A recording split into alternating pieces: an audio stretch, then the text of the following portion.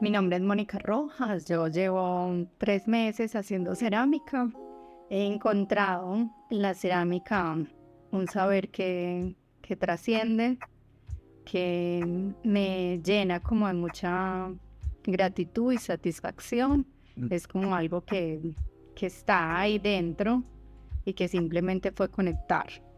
Entonces he ido encontrando que la cerámica trae muchos enseñanzas para la vida, desde saber esperar, tener paciencia, ver cómo la pieza va generando también una forma de hacer, se te va mostrando, hasta de cómo moldear, ser flexible, acompañarse también en esos procesos, soltar y dejar que la pieza, si no fue lo que uno quiso, también sea aceptar ese proceso. La cerámica es como un proceso muy, muy ancestral. Bueno, yo soy Laura Vanessa Ospina, soy artista plástica de profesión.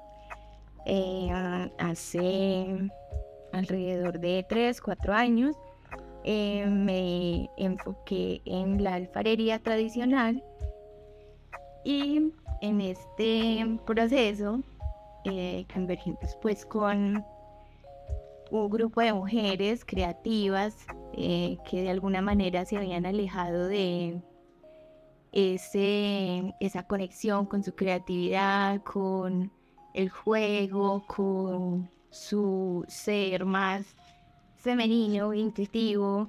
Y bueno, muchas de las personas que han llegado aquí han sido artistas que dejaron de alguna manera su obra de lado y pues se dedicaron a otras maneras de crear, de compartir y de llevar su vida. Y nos ha gustado entender que este espacio ha sido su reencuentro con su creatividad. Solo recuerdo en la universidad también haber tenido una clase de cerámica muy rápida, donde sí tuve la oportunidad como de explorar un poquito el material, pero nunca a profundidad. Pues siempre fue como algo muy superficial, muy rápido, y desde entonces no había tenido contacto pues con la cerámica y con el barro.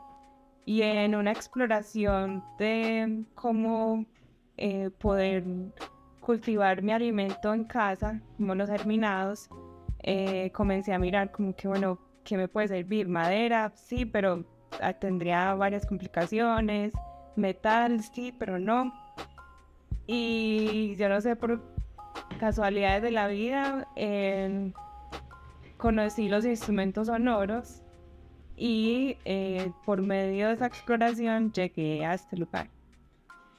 Bueno, mi nombre es Mayra Montoya, hago cerámica que hace más o menos 5 años, artista plástica de profesión, y creo que encuentro en la cerámica pues eso que andaba buscando en el arte hacía rato, porque pues creo que pueden haber muchas formas de arte, a veces hasta más fáciles de ejecutar o por lo menos más asequibles, pero la cerámica es como algo que te empieza a atrapar, como que de repente llega a tu día y ya como que es un antes y un después.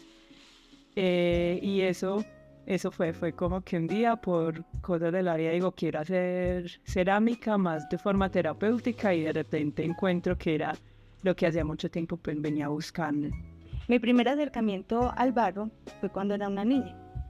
Mi mamá pues me metió a unas clases de cerámica y tenía un recuerdo así como que no era muy, no era un recuerdo muy tangible, no era una cosa, sino que era una cosa, era como muy nebuloso, como un sueño que yo tenía, que mis manos habían tocado el barro.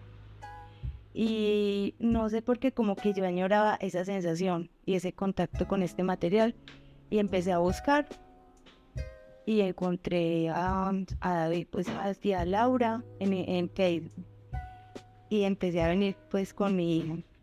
Bueno, mi relación con el barro pues empezó, mi primer contacto fue muy chiquita porque yo estudié en la Escuela Popular de Arte Y ahí yo me acuerdo, pues es una historia muy sencilla, pero siempre me parece muy tierna.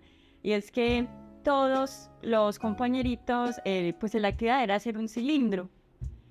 Y el cilindro iba a pasar por el horno. Entonces todos hicimos el cilindro, pero solo pocos sobrevivieron. Y entre los que sobrevivieron fue mi cilindro. Entonces para mí siempre fue como un orgullo tener ese asunto y como haber hecho bien las cosas con el material, y fue como el primer contacto. Ya cuando entré a la universidad, yo estudié artes en la Universidad de Antioquia, siempre fue muy tridimensional.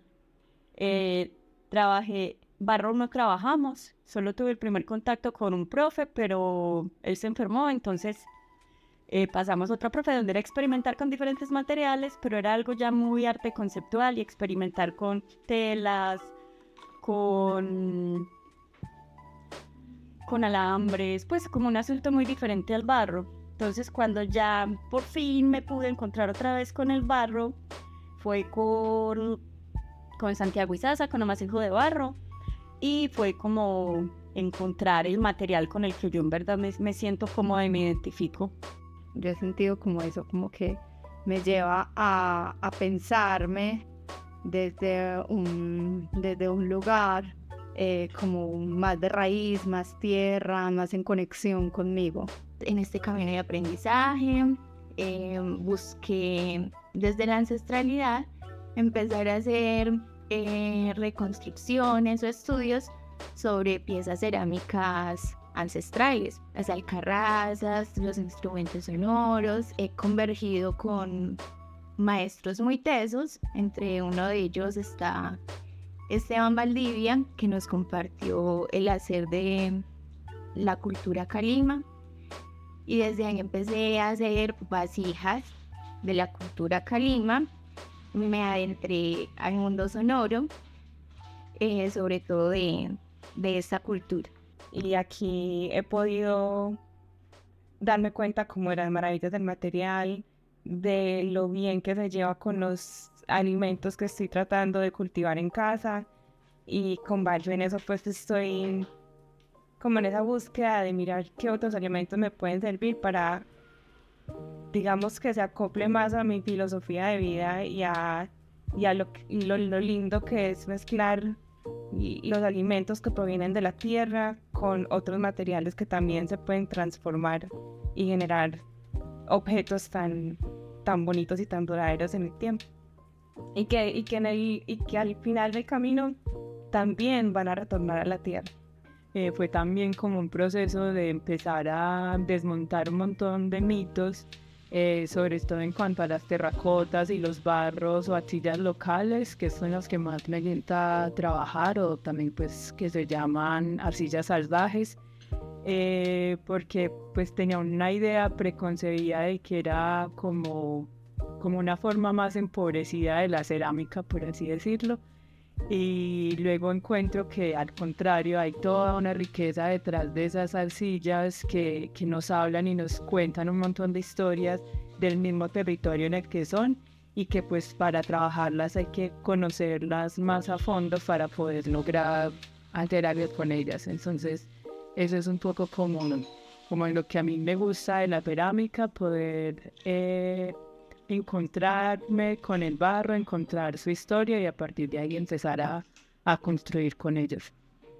Y a mí me parece que es un material en cierta forma sanador, como que todo el estrés, todas las cosas negativas van quedando en el barro. Entonces recientemente quise vincular ese aprendizaje, ese saber de los instrumentos sonoros, de las alcarrazas sonoras, y quise volcarlo a esta conversación de lo femenino.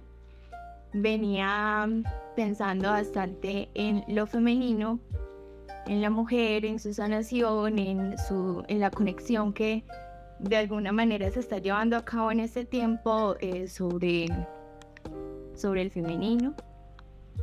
Y empecé a hacer vulvitas sonoras y vulvas en distintos formatos, desde la alfarería tradicional, desde técnicas tradicionales, y ese es un poco el hacer que quiero compartir en esta muestra.